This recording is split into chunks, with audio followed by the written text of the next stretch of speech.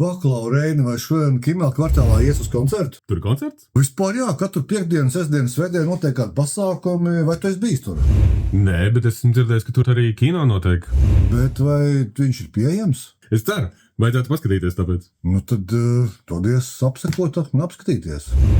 Labprāt. Voldemār, ejam! Ejam!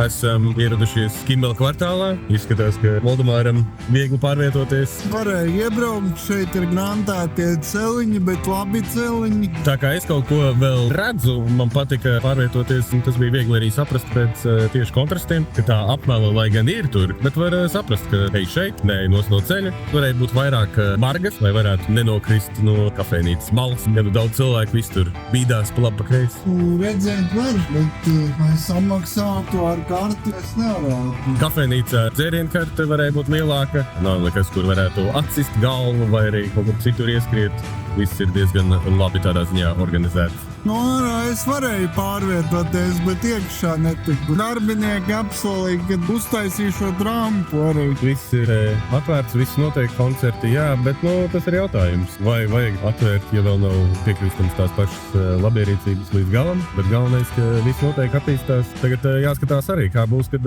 uztaisīs to piekļūstamību līdz galam.